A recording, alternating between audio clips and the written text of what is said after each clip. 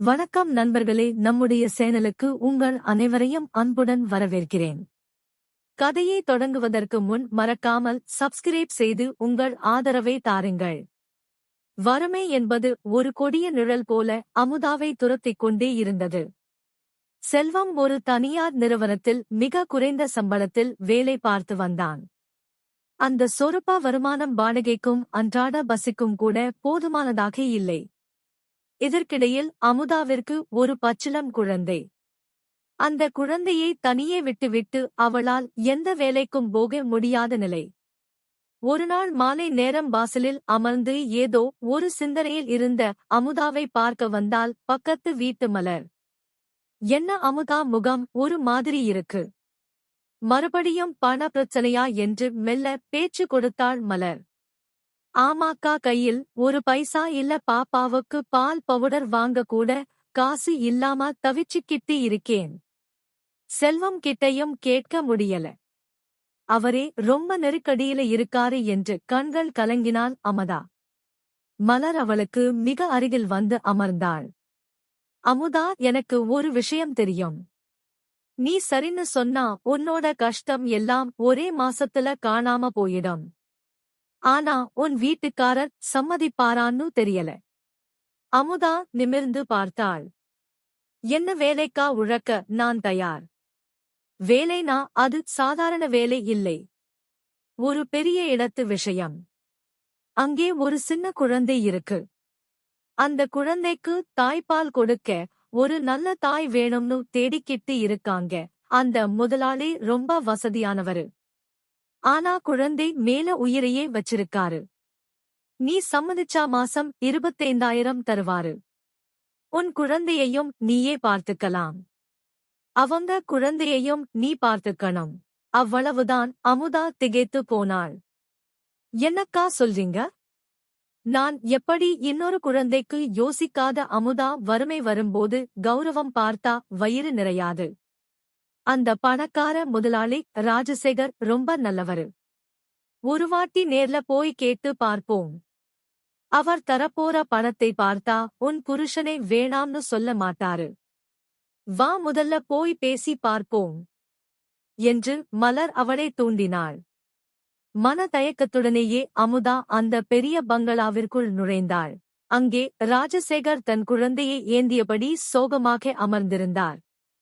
அமுதாவை பார்த்ததும் அவருக்குள் ஒரு நம்பிக்கை தெரிந்தது. மலர் சொன்னது போலவே அமுதாவிற்கு மாதம் 000 சம்பளம் பேசப்பட்டது. நாட்கள் நகர்ந்தன. அமுதாவின் கைகளில் பணம் புரண்டது. வீட்டின் வறுமை மெல்ல மறைந்தது. ஆனால் ஒருநாள் இரவு அவள் அறையில் தன் குழந்தையுடன் இருந்தபோது எதிர்பாராத விதமாக ராஜசேகர் உள்ளே நுழைந்தார். அவரது கண்கள் அன்று ஏதோ ஒரு வித்தியாசமான போதையில் இருந்தது போல அமுதாவிற்கு தோன்றியது. அவர் அமுதாவின் அருகே வந்து ஒரு கட்டை நீட்டினார். அமுதா, இதுவரை என் குழந்தைக்கு பால் கொடுத்தாய். இன்று எனக்காக ஒரு உதவி செய்ய முடியுமா?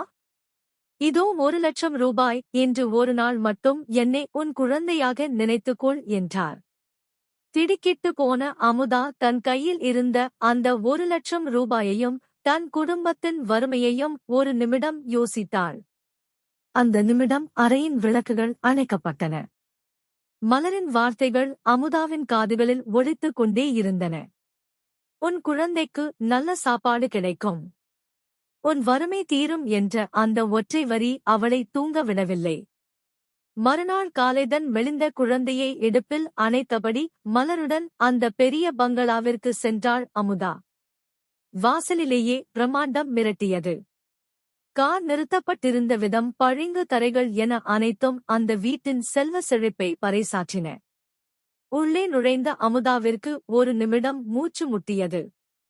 தாய் பாசமில்லாத தாய் வரவேற்பறையில் அந்த வீட்டின் எஜமானி கவிதா சோபாவில் கால் மேல் கால் போட்டு அமர்ந்திருந்தாள். அவள் முகத்தில் ஒருவிதமான அகங்காரம் தெரிந்தது. அங்கே ஒரு வேலைக்காரி அழுது கொண்டிருந்த குழந்தைக்கு பால் பாட்டிலை வாயில் திணிக்க முயன்று கொண்டிருந்தாள். ஆனால் அந்த குழந்தை எதற்கும் அடங்காமல் வீறிட்டு அழுது கொண்டிருந்தது. கவிதா அமுதாவை உச்சி முதல் உள்ளங்கால் வரை ஒருவித அருவருப்போடு பார்த்தாள். என்ன மலர், இவளைத்தான் கூட்டிட்டு வந்தியா என்று அலட்சியமாக கேட்டாள். பின்பு அமுதாவை பார்த்து, உன் முதலாளிக்கு என்ன பைத்தியம் பிடிச்சிருக்குன்னு தெரியல. இந்த காலத்துல எல்லாரும் பெண்பால் கொடுத்துதான் குழந்தையை வளர்க்கறாங்க. ஆனா இவருக்கு மட்டும் ஏதோ பழைய காலத்து எண்ணம், என் உடம்பை கெடுத்துக்க முடியாதுன்னு நான் சொல்லிட்டேன். அதான் உன்னை மாதிரி ஒரு ஆளை தேடிக்கிட்டு இருக்காரு என்றாள் கவிதா. அமுதா அதிர்ந்து போனாள். தன் குழந்தையை பற்றி கவலைப்படாமல் தன் அழகை பற்றி பேசும் ஒரு தாயை அவள் அதுவரை பார்த்ததில்லை. எனக்கு ஷாப்பிங் போக நேரமாச்சு. திரைவரை வண்டியை எடுக்க சொல்லு என்று வேலைக்காரியிடம் கத்தினாள் கவிதா. பின் அமுதாவிடம் திரும்பி, இதோ பாரு, உன் முதலாளி உள்ள ரூம்ல இருக்காரு. அவர்கிட்டயே பேசி சம்பளத்தை முடிவு பண்ணிக்கோ. எனக்கு இதில் எந்த சம்பந்தமும் இல்லை என்று கூறிவிட்டு தன் கைப்பை எடுத்துக்கொண்டு விறுவிறுவென வெளியேறினாள். அமுதா அந்த இடத்தை மௌனமாக பார்த்தாள். ஒரு தாயின் மடியில் இருக்க வேண்டிய குழந்தை இங்கே ஒரு அந்நிய பெண்ணின் கையில் அழுது தவித்துக் கொண்டிருந்தது. பணம் இருந்தால் மட்டுமே போதாது, பாசம் இருக்க வேண்டும் என்று அவளுக்கு தோன்றியது. அப்போது அந்த அறையின் கதவு திறக்கப்பட்டது. உள்ளே இருந்து கம்பீரமான தோற்றத்துடன் ராஜசேகர் வெளியே வந்தார். அவர் கண்களில் தன் குழந்தையைப் பற்றிய கவலை அப்பட்டமாக தெரிந்தது. அமுதாவை பார்த்ததும் அவர் முகம் சற்று மலர்ந்தது. நீங்கதான் அமுதாவா? மலர் உங்களை பத்தி சொன்னாங்க. என் குழந்தைக்கு ஒரு தாயின் அன்பு தேவைப்படுது. உங்களால அதை செய்ய முடியுமா? நீங்கள் கேட்கிறதை விட அதிகமாவே நான் பணம் தர தயார் என்றார் உருக்கமாக. அமுதா தன் இடுப்பில் இருந்த குழந்தையை ஒரு முறை பார்த்தாள். பின்பு அழுது கொண்டிருந்த அந்த குழந்தையை பார்த்தாள். வறுமையின் பிடியில் இருந்த அவளுக்கு அந்த நிமிடம் அந்த வேலை ஒரு பெரும் வரப்பிரசாதமாக தெரிந்தது. ஆனால் இதற்கு அவள் கணவன் செல்வம் சம்மதிப்பானா என்ற அச்சம் அவள் மனதை அரித்தது. பணக்கார எஜமானி கவிதா அலட்சியமாக வெளியேறுவதைக் கண்ட அமுதாவிற்கு பெருமூச்சுதான் வந்தது. பெற்ற பிள்ளையை தன் மார்போடு அணைக்க வேண்டிய வயதில் அதை ஒரு வேலைக்காரியிடம் தள்ளிவிட்டு போக எப்படித்தான் இவர்களுக்கு மனசு வருகிறதோ என்று நினைத்துக் கொண்டாள். அமுதாவிற்கு சத்தான உணவு கிடைக்காததால் அவளும் அவளது குழந்தையும் மெலிந்து போயிருந்தார்கள். ஆனால் இங்கே எல்லாவற்றிற்கும் வசதி இருந்தும் அந்த குழந்தைக்கு தாய் அன்பு கிடைக்கவில்லை. அப்போது ராஜசேகர் மெல்ல அறைக்குள் நுழைந்தார். மலர் அவரை பார்த்து மரியாதையுடன் எழுந்து நின்றாள். ராஜசேகர் அமுதாவை ஏறித்து பார்த்தார். வறுமையின் ரேகைகள் அவள் முகத்தில் படர்ந்திருந்தன. அவளது இடுப்பில் இருந்த குழந்தையோ எலும்பும் தோலுமாக இருந்தது.